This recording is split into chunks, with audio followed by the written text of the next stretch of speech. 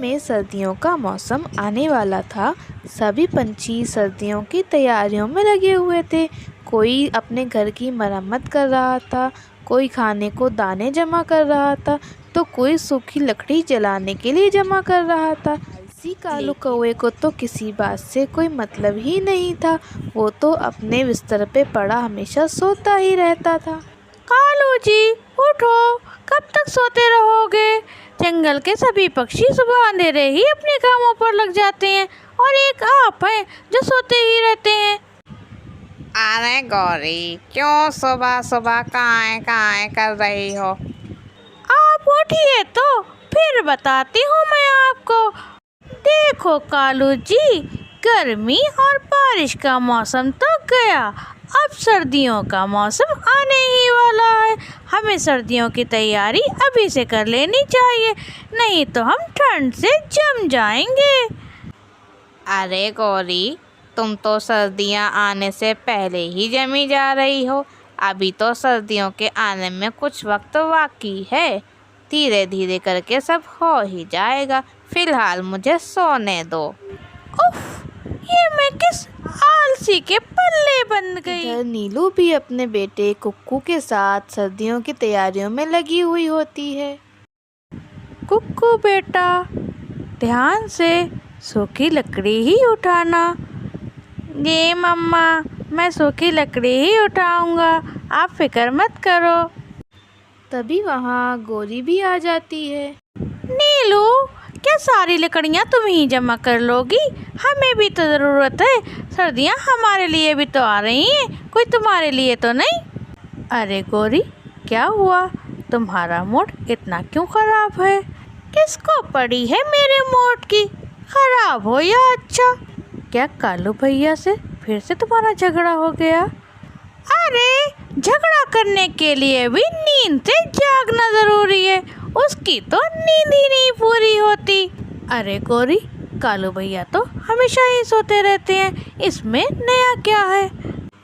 गोरी ऐसे ही नीलू को अपनी कहानी सुनाने लग जाती है और इधर शाम हो जाती है। कालू जी, मुझसे जितना हो सका उतना तो मैंने कर लिया। अब अगर आप ऐसे ही सोते रहे तो सर्दी काटना मुश्किल हो जाएगा। गोरी के इतना कहने के बाद भी कालू की नींद नहीं टूटती। वो आलसी बना सोता ही रहता है। ऐसे ही कुछ दिन बीत जाते हैं और सर्दियों का मौसम शुरू हो जाता है। ठंड की वजह को काफ़ी सर्दी महसूस होने लगती है।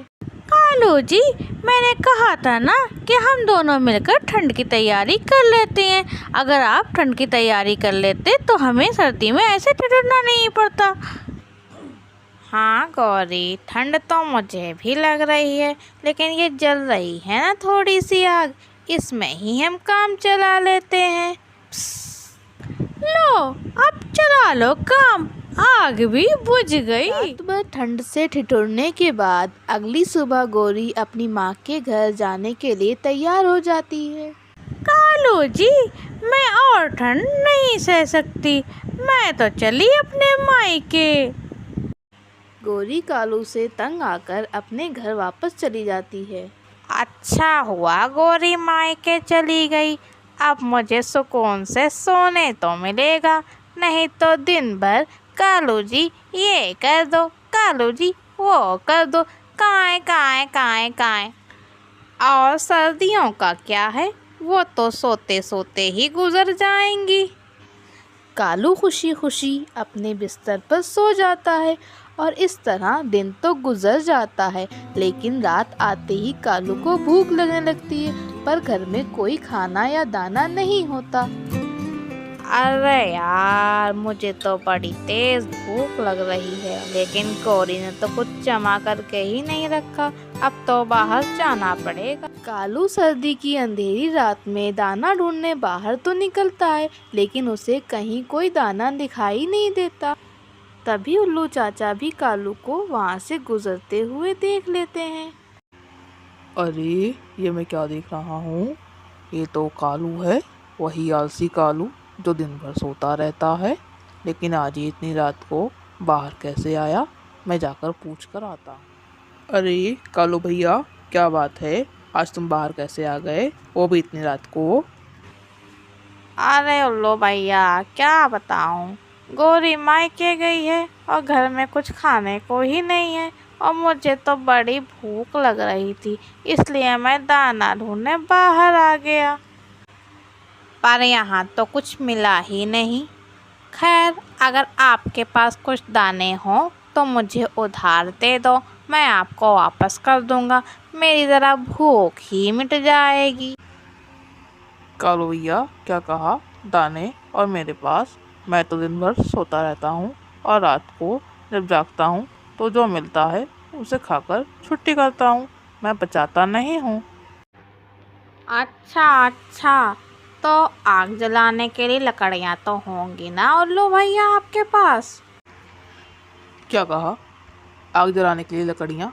वो मेरे पास कहाँ से होंगी, मेरा तो कोई घोंसला ही नहीं है, ना मैंने कभी घर बनाया जिसके अंदर मैं बैठकर आग सेकूं। अच्छा अच्छा, तो ठंड से बचने के लिए गर्म कपड़े? ये कैसी तुम कौवा वाली बात कर रहे हो, मुझे ठंड से बचने के लिए कपड़ों की क्या ज़रूरत, मेरे तो पंख ही काफ़ी हैं। अरे जाओ कालू भैया, आधी रात को क्यों परेशान कर रहे हो, वैसे ही मुझे रात ही तो मिलती है जागने के लिए, काम करने के लिए, उसमें भी तुम आकर मुझे टाइम वेस्ट कर रहे हो।